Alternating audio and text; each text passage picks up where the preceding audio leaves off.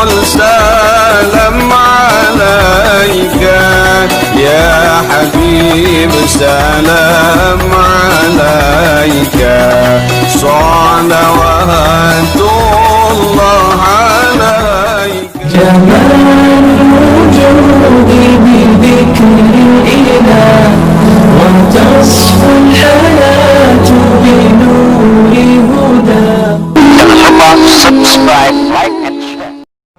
اشرح لي صدري ويسر لي أمري واحلل عقدة من لساني يفقه قولي. وقد قال تعالى في كتابه الكريم وهو أصدق القائلين أعوذ بالله من الشيطان الرجيم بسم الله الرحمن الرحيم يا أيها الذين آمنوا اتقوا الله حق تقاته ولا تموتن إلا وأنتم مسلمون. الآية صدق الله العظيم. أما بعد Ma'asyiral muslimina wal muslimat, para alim, para ulama, para tokoh masyarakat, para orang tua kami, bapak-bapak, ibu-ibu, dan seluruh jamaah salat fardu maghrib yang semuanya insyaallah dimuliakan oleh Allah subhanahu wa ta'ala. Bersyukur kita kepada Allah dengan mengucapkan kalimat alhamdulillahi rabbil alamin, karena sampai pada kesempatan malam yang berbahagia ini Allah masih memberikan kita kesempatan untuk sama-sama melangkahkan kaki, mengayunkan tangan guna memenuhi panggilan Allah subhanahu wa ta'ala. Bersalawat kita kepada Rasulullah dengan mengucapkan kalimat Allahumma salli ala sayyidina Muhammad wa ala ali sayyidina Muhammad. Assalamu alayka ya Rasulullah. Seraya berharap semoga kita menjadi bagian dari umat Rasulullah yang kelak mendapat syafaatnya di padang mahsyar, dikumpulkan dengan Rasulullah di dalam surga Allah subhanahu wa ta'ala. Amin ya rabbal alamin. Bapak ibu, para orang tua kami yang dimuliakan oleh Allah subhanahu wa ta'ala, masih melanjutkan tentang tema sebelumnya, yaitu para penghuni neraka. Dan pada kesempatan malam hari ini saya akan menyampaikan hadis Rasulullah sallallahu alaihi wasallam yang diriwayatkan oleh Imam Muslim dari sahabat Rasulullah yang bernama Abu Hurairah radhiyallahu an. Di dalam buku Imam Qurtubi ini beliau menuliskan pada bab fi sifati ahlin nar, di antara sifat penduduk neraka. Hadis ini Rasulullah sallallahu alaihi wasallam bersabda, sinfani min ahlin nar. Kata Rasulullah sallallahu alaihi wasallam, ada dua kelompok yang jika sifat yang ada pada dua kelompok ini ada pada seseorang, maka seseorang tersebut bagian dari orang yang Allah subhanahu wa ta'ala akan masukkan ke dalam neraka. Lam arahuma, kata Rasulullah sallallahu alaihi wasallam, yang kedua ini aku belum melihatnya. Jadi kata Rasulullah sallallahu alaihi wasallam, yang sebelumnya belum dilihat oleh Rasulullah sallallahu alaihi wasallam, tapi Rasulullah sudah sampaikan di dalam hadisnya. Maka banyak hal yang kemudian pada waktu itu Rasulullah sallallahu alaihi wasallam belum menyaksikan, tapi kemudian Rasulullah sering menyampaikan. Maka kalau sesuatu yang belum Rasulullah sallallahu alaihi wasallam lihat, lalu kemudian Rasulullah sudah menyampaikan, ini diantara bukti kemukjizatan Nabi kita Muhammad sallallahu alaihi wasallam. Sesuatu belum terjadi, tapi kemudian beliau sudah menyampaikan. Beliau sudah menyampaikan kiamat, berapa kali kemudian beliau menyampaikan tentang ciri-cirinya, meskipun kemudian ciri-ciri itu belum langsung disaksikan oleh Rasulullah sallallahu alaihi wasallam. Maka yang disampaikan oleh Rasulullah kalau belum terjadi, tidak mungkin bagian dari yang hanya sekedar dipikirkan oleh Rasulullah, tak lain dan tak bukan melainkan wahyu yang Allah subhanahu wa ta'ala berikan. Maka terkait dengan Rasulullah itu, wa ma yantiqu anil hawa in huwa illa wahyu yuha, yang Rasulullah sallallahu alaihi wasallam sebutkan bukan mengikuti hawa nafsu, tapi benar wahyu yang Allah subhanahu wa ta'ala sampaikan. Apa dua hal yang pada waktu itu belum dilihat oleh Rasulullah sallallahu alaihi wasallam, tapi Rasulullah menyebutnya bahwa dua hal ini bagian dari orang yang Allah subhanahu wa ta'ala akan masukkan ke dalam neraka. Yang pertama, kata Rasulullah, qaumun ma'ahum siyatun ka'adznabil baqar yadribu nabi hannas. Kata Rasulullah sallallahu alaihi wasallam, ada sekelompok kaum yang dia memiliki apa namanya, pecut. Bapak Ibu tahu pecut, Bapak Ibu? Apa namanya bahasa lainnya? Yang cambuk. Cambuk. Baik, mohon maaf Bapak Ibu, cambuk. Jadi orang yang kemudian memiliki cambuk, dia memiliki cambuk. Cambuk itu kata Rasulullah sallallahu alaihi wasallam tak ubahnya seperti ekor kerbau. Jadi yang panjang ekor sapi itu, seperti itu model cambuknya kata Rasulullah sallallahu alaihi wasallam. Dengan cambuk itu dia gunakan untuk memukul orang. Dengan itu dia gunakan untuk kemudian menyakiti orang lain. Ini yang disebut oleh Rasulullah sallallahu alaihi wasallam satu di antara orang yang akan menghuni neraka Allah Subhanahu wa taala. Maka terkait dengan orang yang memiliki cambuk ini dijelaskan, yang dimaksud adalah orang yang kemudian memiliki cambuk dengan kekuatan yang ia punya, lalu kemudian dia keluar dari batasan bolehnya memukul seperti bagian dari yang diperbolehkan. Bapak Ibu yang dimuliakan oleh Allah, memukul itu kan ada batasannya. Memukul dengan menggunakan cambuk itu ada batasan. Siapa orang yang dipukul umpamanya, lalu kemudian bagaimana cara memukulnya, bukan karena barang yang kemudian kita pegang, tapi ada batasan-batasan untuk kemudian bagaimana kita menggunakan. Maka orang yang keluar dari batasan-batasan itu bagian dari orang yang diingatkan oleh Rasulullah sallallahu alaihi wasallam, satu di antara penghuni neraka Allah Subhanahu wa taala. Maka di bab hisab sebelumnya sudah saya sampaikan bahwa ketika orang-orang sudah akan Allah Subhanahu wa taala berikan balasan dari amal kebaikannya. Ketika para sahabat bertanya kepada Rasulullah, manil muflis, wahai para sahabatku, menurut kalian siapa orang yang bangkrut itu? Para sahabat menjawab, orang yang bangkrut itu wahai Rasulullah, man laisa lahu mata'un wala dirhamun, orang yang tidak punya harta benda, orang yang tidak punya uang, itu orang yang bangkrut. Kata para sahabat ketika ditanya oleh Rasulullah sallallahu alaihi wasallam. Tapi Rasulullah ketika menjelaskan tentang siapa orang yang bangkrut, ternyata Rasulullah bukan menyebutkan orang yang tak punya uang, bukan orang yang tak punya harta yang sebelumnya banyak uangnya, yang sebelumnya banyak harta bendanya, tapi siapa orang yang bangkrut itu kata Rasulullah, orang ya'ti yaumal qiyamah, yang pada hari kiamat nanti dia datang, bizakatin dia bawa pahala zakatnya, wasolatin dia bawa pahala solatnya, wasyamin dia bawa pahala puasanya, untuk mendapatkan balasan dari Allah Subhanahu wa taala. Tapi bersamaan dengan itu malaikat menyampaikan wa ya'ti qaddara bahaza, wahai Tuhanku, bahwa amal kebaikannya memang banyak, dia ada pahala solatnya, dia ada pahala puasanya, dia ada pahala zakatnya, tapi ketika hidup di dunia dia telah memukul orang lain. Dia mukul orang lain tanpa kemudian dia selesaikan untuk kemudian meminta maaf terkait dengan orang yang dia pukul.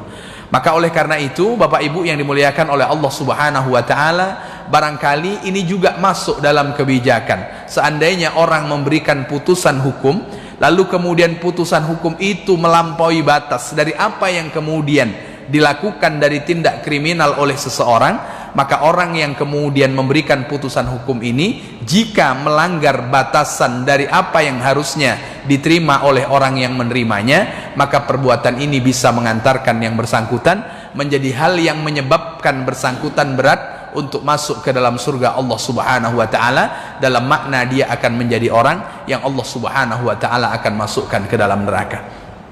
Cuman Rasulullah sallallahu alaihi wasallam belum pernah melihat ini. Nanti kalau kemudian kita ketemu satu zaman, satu waktu di mana orang sudah menggunakan pecut, di mana orang itu kemudian menggunakan pecut yang kita sebutkan tadi, lalu kemudian digunakan untuk memukul orang dengan tanpa sebab.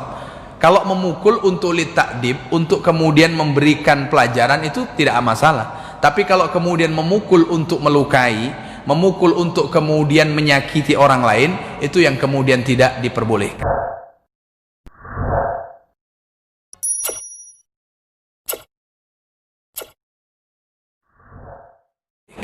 Bahkan Rasulullah sallallahu alaihi wasallam ketika membicarakan kita selaku orang tua, apa kata beliau? Muru auladakum bis shalah wa hum abna'u sab'i sinina.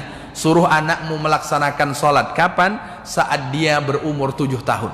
Jadi kalau sudah 7 tahun itu, maka rajinlah kita untuk menyuruh sholat anak kita.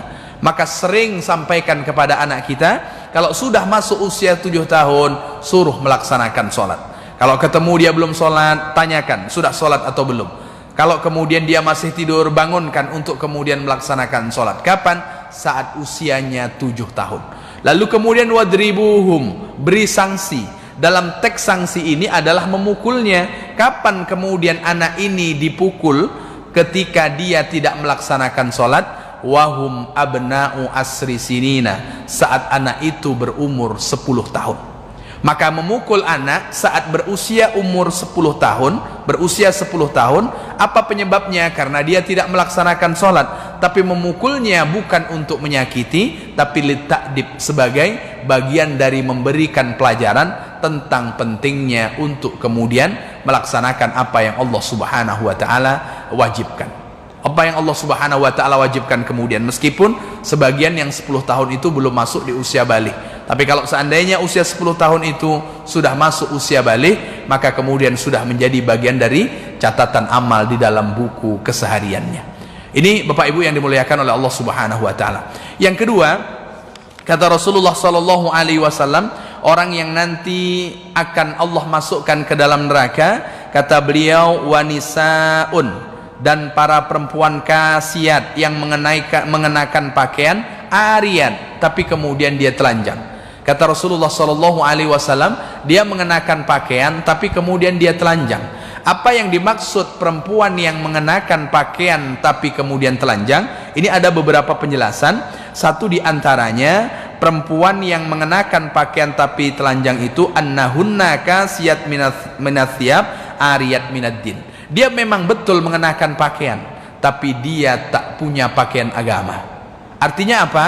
Dia betul menutup auratnya, tapi kemudian agama yang seharusnya menjadi bagian dari hal yang penting di dalam kehidupannya, dia tidak dimilikinya. Maka kalau orang kemudian tidak tahu tentang agama, maka dia akan mudah membuka auratnya, lalu kemudian dia memamerkan kecantikan, kemolekan tubuhnya. Ini yang dimaksud. Jadi orang mengenakan pakaian tapi kemudian telanjang, bukan telanjang tapi tak ada sehelai benang pun yang menempel di badan. Tapi kemudian satu di antara penjelasan perempuan yang berpakaian tapi telanjang, dia mengenakan pakaian tapi dengan pakaiannya dia tidak tahu tentang agama, sehingga dia mudah membuka auratnya, sehingga dia mudah untuk memperlihatkan, memamerkan kemolekan dan kecantikan tubuhnya. Ini yang disebutkan oleh Rasulullah sallallahu alaihi wasallam. Dahulu tak dilihat oleh Rasulullah sallallahu alaihi wasallam. Kira-kira Bapak Ibu yang dimuliakan oleh Allah, sekarang kita lihat atau tidak yang bagian nomor 2 ini? Nah, kalau ibu-ibu tak melihat, bapak-bapak melihat atau tidak? Itu dia. Nah, kalau ibu-ibu tak melihat, barangkali bapak-bapak kemudian yang melihat.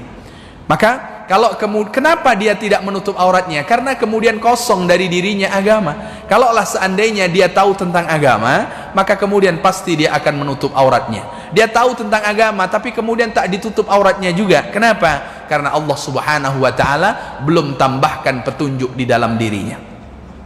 Dia sudah mendapatkan petunjuk. Kenapa? Karena terlahir dalam keadaan muslim. Dia sudah mendapatkan petunjuk. Kenapa? Karena dia mengucapkan kalimat asyhadu an la ilaha illallah wa anna muhammadan rasulullah. Tapi kalau kemudian Allah Subhanahu wa ta'ala tak tambah petunjuknya, maka dia akan masih tetap membuka auratnya, lalu kemudian memperlihatkan wajah moleknya dan kemudian lain sebagainya. Maka ini yang dimaksud oleh Rasulullah sallallahu alaihi wasallam. Satu di antara penjelasan, dia mengenakan pakaian tapi sesungguhnya dia tidak berpakaian. Kenapa? Karena dia buka auratnya, lalu kemudian dia tampakkan kemolekan tubuhnya dan kemudian lain sebagainya.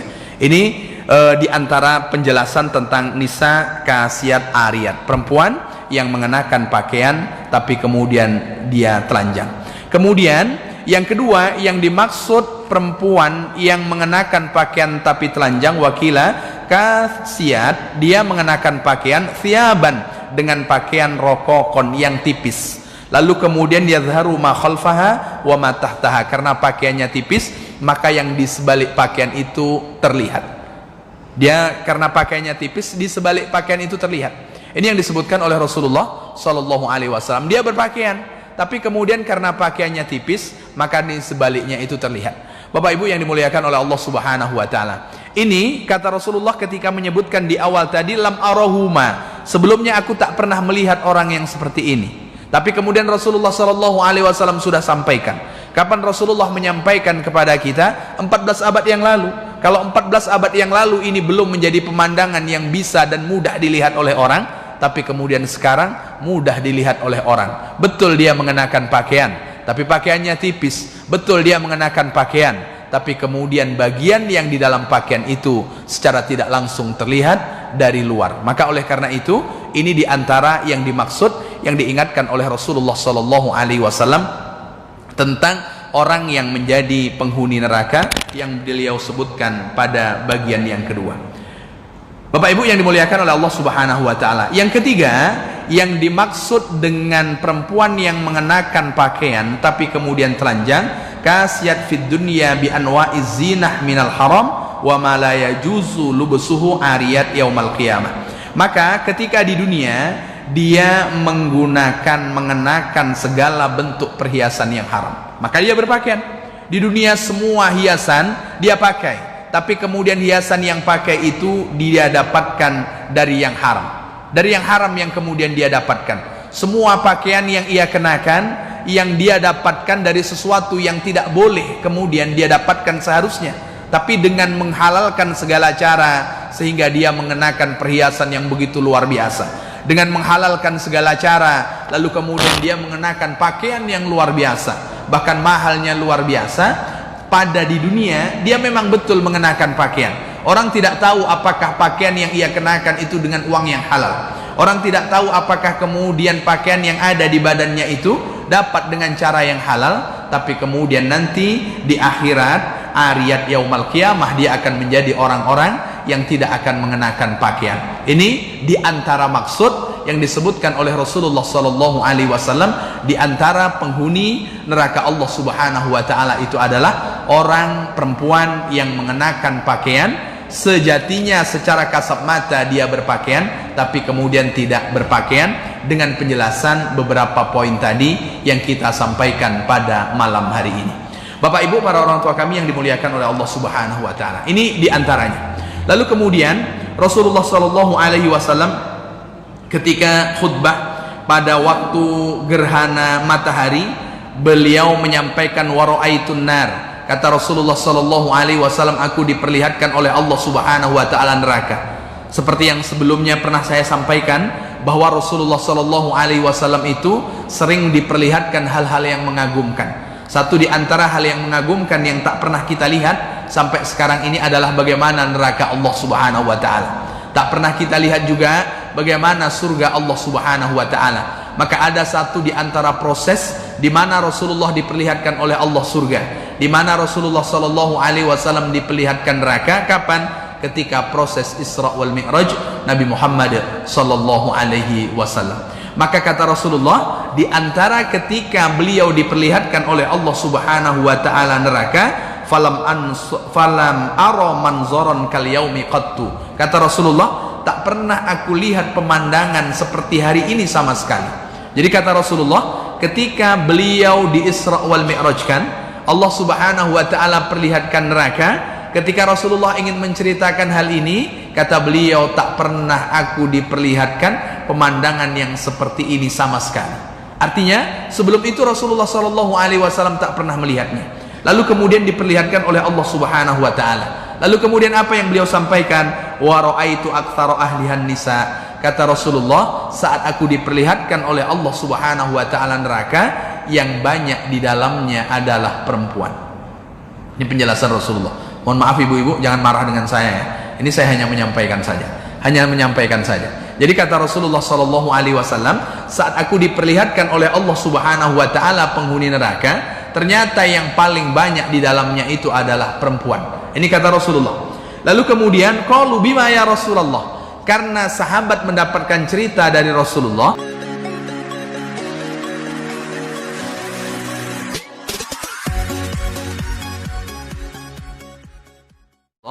penduduk neraka itu yang paling banyak perempuan. Para sahabat penasaran, bima ya Rasulullah, apa penyebab mereka, perbuatan apa yang membuat mereka sehingga mereka banyak menghuni neraka Allah Subhanahu wa taala. Ini yang ditanyakan oleh para sahabat kepada Rasulullah sallallahu alaihi wasallam. Lalu kemudian Rasulullah sallallahu alaihi wasallam jawab, bikufrihinna, disebabkan kekufuran mereka. Ini jawaban Rasulullah, disebabkan kekufuran mereka. Bapak Ibu yang dimuliakan oleh Allah Subhanahu wa taala, kalaulah seandainya ciri-ciri sifat Allah Subhanahu wa taala perlihatkan, barangkali kita bisa membekali diri supaya tidak masuk di dalam sifat dan ciri-ciri yang disebutkan oleh Rasulullah sallallahu alaihi wasallam. Kalau seandainya ciri-ciri dan sifat itu tak diperlihatkan, maka barangkali lebih sulit bagi kita untuk kemudian menjaga diri. Maka ketika para sahabat bertanya, kenapa yang paling banyak di dalam neraka itu adalah perempuan? Rasulullah jawab, bikufrihinna, disebabkan dengan kekufuran mereka. Lalu para sahabat melanjutkan pertanyaannya, ayakfurna billah, apakah mereka masuk ke dalam neraka disebabkan kekufuran mereka kepada Allah, sehingga jumlah mereka banyak di dalam neraka itu? Apakah karena dia kufur kepada Allah Subhanahu wa taala? Apakah dia menduakan Allah Subhanahu wa taala? Atau apakah dia tidak beriman kepada Allah Subhanahu wa taala? Apa jawaban Rasulullah? Qala yakfurnal ashir, disebabkan mereka mengkufuri suaminya. Ini yang disebutkan oleh Rasulullah sallallahu alaihi wasallam, mengkufuri suaminya. Apa yang dimaksud mengkufuri suaminya? Kemudian Rasulullah sallallahu alaihi wasallam melanjutkan, wa yakfurnal ihsan, bukan hanya suaminya, bahkan kebaikan yang dilakukan oleh suaminya. Lau ahsanta ila ihdahinna dahr kullah, seandainya engkau berbuat baik kepada perempuan selama 1 tahun penuh, tak ada cacatnya sama sekali, semua interaksi, semua yang kita lakukan dengan mereka itu baik, kata Rasulullah sallallahu alaihi wasallam, summa ra'at minka ma tukrih qalat ma ra'aitu minka khairan qattu. Saat dia melihat sesuatu yang kurang darimu, saat dia melihat sesuatu, satu hal saja yang membuat dia tidak senang darimu, maka dia akan mengatakan, aku tak pernah sama sekali melihat kebaikan darimu. Ini yang disebutkan oleh Rasulullah sallallahu alaihi wasallam. Maka Bapak Ibu yang dimuliakan oleh Allah Subhanahu wa taala, dari yang dijelaskan oleh Rasulullah sallallahu alaihi wasallam kepada kita tentang kenapa Rasulullah diperlihatkan oleh Allah penduduk neraka yang paling banyak itu perempuan, ternyata disebabkan kekufuran mereka. Apakah mengkufuri Allah? Tidak. Kepada siapa mereka mengkufuri? Kepada suaminya. Tentang apa? Tentang kebaikan yang dilakukan, sekian banyak kebaikan setahun, sepanjang tahun dia lakukan, lalu kemudian ada satu saja, yang satu itu dia tidak senang, maka dengan satu itu kemudian dia akan mengatakan, tak ada sama sekali kebaikan di dalam diri ini. Ini yang luar biasa, Bapak Ibu yang dimuliakan oleh Allah Subhanahu wa taala. Ketika ini sudah diingatkan Rasulullah sallallahu alaihi wasallam kepada kita, paling tidak kita bagi suami tahu, sehingga kita bisa membatasi diri. Paling tidak bagi ibu-ibu juga tahu bagaimana kemudian kita menghindar dari sesuatu yang diingatkan oleh Rasulullah sallallahu alaihi wasallam kepada kita. Jadi sederhananya kepada suami, maka sampai kemudian Rasulullah sallallahu alaihi wasallam mengatakan, surga bagi perempuan itu jauh lebih mudah untuk didapatkan dibanding kemudian laki-laki yang mendapatkannya. Rasulullah sederhana, in salat solaha, kalau ada perempuan salat 5 waktunya, wa shamat ramadhanaha, dia puasa bulan Ramadannya, wa hasanat farjaha, dia jaga kehormatan dirinya, wa ata'at zaujaha, lalu kemudian yang keempat dia taat kepada suaminya, maka silahkan pilih 8 pintu surga mana yang kemudian dia inginkan. Jadi yang Rasulullah SAW sebutkan, mohon maaf Bapak Ibu yang dimuliakan oleh Allah Subhanahu wa taala, tidak begitu banyak. Apa yang Rasulullah sebutkan? Salat 5 waktu. Apa yang Rasulullah SAW sebutkan? Puasa pada bulan Ramadan. Apa yang Rasulullah SAW sebutkan? Jaga kehormatan diri. Yang keempat baru kemudian taat kepada suami, maka silahkan dari pintu 8 mana dari pintu surga yang kemudian dia inginkan. Rasulullah SAW sebutkan secara sederhana seperti itu. Maka kira-kira Bapak Ibu yang dimuliakan oleh Allah Subhanahu wa taala, dari poin yang pertama salat 5 waktu, insya Allah tidak berat. Yang kedua, lalu kemudian melaksanakan puasa bulan Ramadan, insya Allah dilakukan. Menjaga kehormatan diri meskipun berat, tapi kemudian banyak orang-orang yang beruntung karena keimanannya, maka dia jaga kehormatan dirinya. Kemudian yang keempat, barangkali Bapak Ibu yang dimuliakan oleh Allah Subhanahu wa taala, ini agak berat sedikit. Betul atau tidak betul Ibu-ibu? Bu, taat ke suami berat atau ringan? Ringan, Bu, ya? Alhamdulillah. Jadi kalau ringan ini luar biasa. Maka Bapak Ibu yang dimuliakan oleh Allah Subhanahu wa taala, kalau ketemu barangkali sedang ada hal yang tak baik dengan istri, lalu kemudian kebaikan yang selamanya kita lakukan dia tak pernah menyebutnya, tapi satu saja hal yang tak baik yang kita lakukan itu yang akan disebut berulang kali. Itu maklumi saja. Kenapa? Karena ini sudah Rasulullah SAW sampaikan 14 abad yang lalu.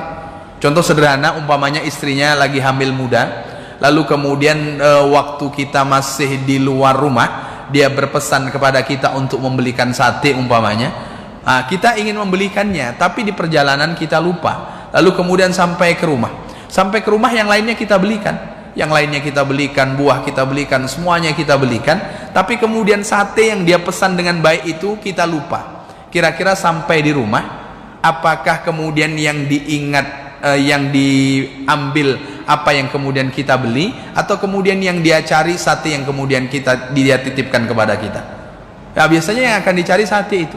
Makanya ketika kita tahu ini sebagai laki-laki, maka kemudian maklumi ini sudah Rasulullah SAW sampaikan 14 abad yang lalu.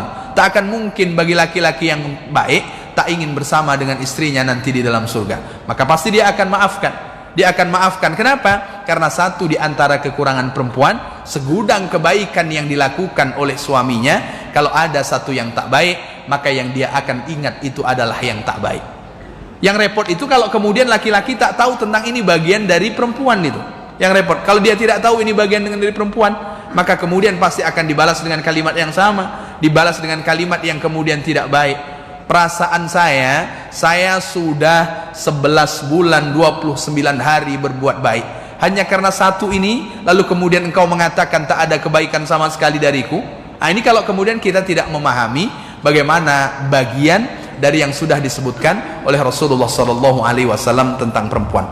Maka oleh karena itu juga bagi ibu-ibu, ketika kemudian tahu tentang ini, bagaimana kemudian kita menjaga diri untuk kemudian tidak mengkufuri suami, melupakan sekian banyak kebaikan hanya karena satu kekurangan. Itu paling tidak yang kemudian kita batasi diri kita, supaya kita tidak menjadi bagian dari pemandangan yang Allah perlihatkan kepada Rasulullah SAW pada waktu itu, ketika Rasulullah diperlihatkan di dalam neraka yang paling banyak penghuninya itu adalah perempuan. Bapak Ibu, kalau kita membaca hadis di dalam Sahih Bukhari yang kemudian disarah oleh Imam Ibnu Hajar Al-Asqalani, ketika Rasulullah SAW menyampaikan hadis ini, bersamaan dengan hadis ini Rasulullah SAW memberikan solusinya.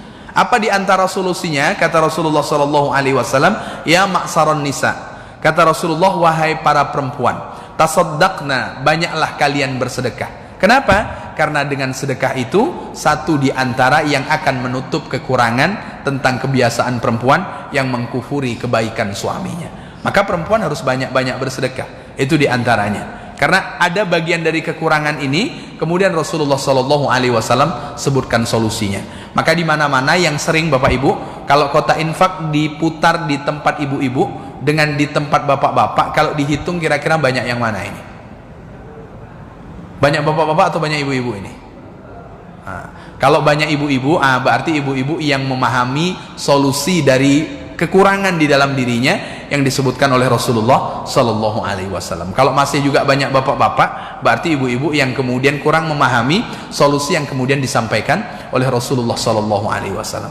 Kalau kemudian saya lihat di beberapa lembaga sosial itu, kalau melihat list orang-orang yang banyak kemudian memberikan sebagian hartanya yang Allah Subhanahu wa taala titipkan, memang laki-laki banyak juga, tapi biasanya kalau dengan jumlah itu biasanya yang sering perempuan lebih banyak dibanding kemudian dengan laki-laki. Karena memang laki-laki tanggung jawabnya bukan hanya kemudian memberikan sedekah, barangkali juga mengamalkan hadis Rasulullah SAW, sedekah terbaik laki-laki itu adalah sedekah yang diberikan kepada keluarganya. Jadi berbaik sangka saja kalau sedekah dari bapak-bapak tak banyak, karena bapak-bapak mengamalkan hadis ini. Jadi Rasulullah SAW itu ketika menyampaikan, dinarun anfaqtahu fi raqabatin, uang yang engkau gunakan untuk memerdekakan hamba sahaya, wa dinarun anfaqtahu fi sabilillah, uang yang engkau berikan di jalan Allah Subhanahu wa taala, wa dinarun tasaddaqta bihi ala miskinin, dan uang yang engkau berikan kepada fakir miskin, wa dinarun anfaqtahu ala ahlika, dan uang yang engkau berikan kepada keluargamu, a'zamuha ajran dinarun anfaqtahu ala ahlika, dari semua itu yang paling besar nilainya di sisi Allah Subhanahu wa taala adalah uang yang engkau berikan kepada keluargamu. Nah, ini barangkali berbaik sangkanya kepada bapak-bapak tentang hal ini.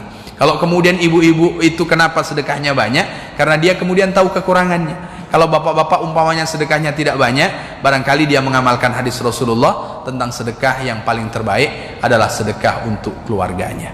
Barangkali itu Bapak Ibu yang bisa saya sampaikan pada kesempatan malam hari ini terkait dengan beberapa hal yang kalau kemudian kita tidak menghindarinya, kita bisa menjadi bagian dari para penghuni neraka yang sudah kita bicarakan pada malam hari ini. Barangkali ada yang ingin didiskusikan Bapak Ibu dari tema kita pada malam hari ini, dipersilahkan. Boleh mungkin dari bapak-bapak atau dari ibu-ibu. Masih ada beberapa menit lagi, sekitar 7 menit. Kalau ada yang ingin didiskusikan. Baik, dari bapak-bapak tidak ada? Dari ibu-ibu ada yang ingin ditanyakan ibu atau didiskusikan? Pas? Ah, ini pas belum Agustus pun sudah pas kita mengheningkan cipta. Baik Bapak Ibu yang dimuliakan oleh Allah Subhanahu wa taala. Maka terkait dengan hadis-hadis yang membicarakan tentang penghuni neraka, bukan berarti kemudian kita menutup diri lalu kemudian malas, toh juga nanti masuk ke dalam neraka. Tapi ada satu hal yang kemudian perlu membuat kita senang ketika Rasulullah SAW menyampaikan pesan yang hadisnya didokumentasikan oleh Imam Bukhari dari Abu Hurairah radhiyallahu an. Rasulullah SAW memberikan pernyataan. Apa kata beliau? Kullu ummati yadkhulunal jannah. Kata Rasulullah, semua umatku nanti masuk ke dalam surga. Bahkan Rasulullah ketika hidup, datang malaikat memberikan tawaran. Apa tawaran malaikat kepada Rasulullah? Rasulullah diberi 2 pilihan. Yang pertama, pilihan pertama, ayyadkhula nisfu ummatikal jannah. Muhammad, separuh umatmu nanti masuk ke dalam surga. Wa bainas syafa'ah. Pilihan yang kedua, nanti engkau bisa memberikan syafaat. Jadi Rasulullah SAW ketika diberi 2 pilihan ini, separuh umatmu nanti masuk ke dalam surga Rasulullah, atau engkau bisa memberikan syafaat. Kira-kira mana yang engkau pilih? Ternyata ikhtartu syafa'ah. Kata Rasulullah, aku memilih syafaat. Rasulullah memilih syafaat. Kalau Rasulullah memilih syafaat, berarti Rasulullah tidak menginginkan kalau hanya separuh dari umatnya saja yang masuk ke dalam surga. Karena Rasulullah tidak menginginkan separuh umatnya saja yang masuk ke dalam surga, beliau katakan kullu ummati yadkhulunal jannah. Semua umatku nanti akan masuk ke dalam surga. Saat itu illa mayyaba, kata Rasulullah, kalau ada umatku tempat terakhirnya bukan surga, berarti dia termasuk orang-orang yang tidak menginginkan surga. Itu saja yang Rasulullah sebutkan. Semua umatku nanti masuk ke dalam surga. Kalau ada umatku nanti dia tidak masuk ke dalam surga, tempat terakhirnya bukan surga, berarti dia termasuk orang yang tidak menginginkan surga. Para sahabat bertanya kepada Rasulullah, wa may ya'ba ya Rasulullah? Rasul, siapa di antara sekian umatmu nanti yang tidak menginginkan surga? Apa jawaban beliau sederhana? Man ata'ani dakhalal jannah wa man asani faqad aba. Kata Rasulullah, orang yang taat kepadaku berarti dia nanti masuk ke dalam surga, dan orang yang tidak taat kepadaku berarti dia tidak menginginkan surga. Bahasa Rasulullah, tidak kemudian nanti dia masuk ke dalam neraka, tapi dia tidak menginginkan surga. Dan di akhir nanti tak ada pilihan kecuali surga dengan neraka. Bukan pilihan, tempat itu hanya surga dengan neraka. Maka orang yang berusaha di dalam hidupnya untuk mentaati Rasulullah SAW, usaha untuk kemudian mengamalkan pesan Rasulullah, semua umatku nanti masuk ke dalam surga. Tapi kalau kemudian dalam hidup ini kita ingkar, tidak taat kepada Rasulullah SAW, berarti kita termasuk orang-orang yang tidak menginginkan surga Allah Subhanahu wa taala. Kalau kita ingin menjadi orang-orang yang menginginkan surga Allah, berarti kita taat kepada Rasulullah SAW.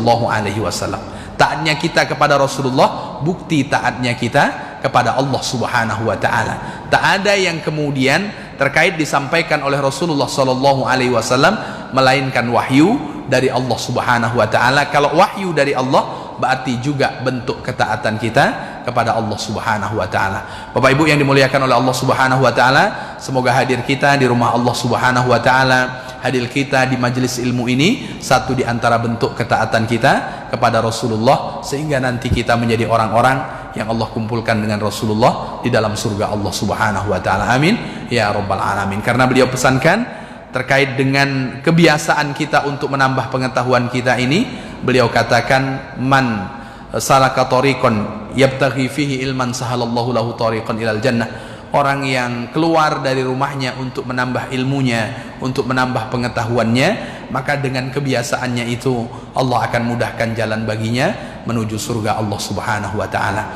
Terakhir, sama-sama kita meminta kepada Allah Subhanahu wa taala agar kita, keluarga Riau khususnya, Indonesia secara umumnya, Allah Subhanahu wa taala hindarkan dari wabah corona, dan bagi mereka yang sudah positif, semoga Allah Subhanahu wa taala sembuhkan, dan kemudian kita semoga menjadi orang-orang yang Allah beri perlindungan. Amin ya rabbal alamin. Demikian tutur kata yang tak berkenan, saya mohon maaf. Sama-sama kita tutup dengan doa kafaratul majlis. Subhanakallahumma wa bihamdika asyhadu an la ilaha illa anta astaghfiruka wa atubu ilaik. Assalamualaikum warahmatullahi wabarakatuh. Jangan lupa subscribe, like, and share. Salatullah salamullah ala taha rasulillah. Salatullah salamullah ala yasin habibillah.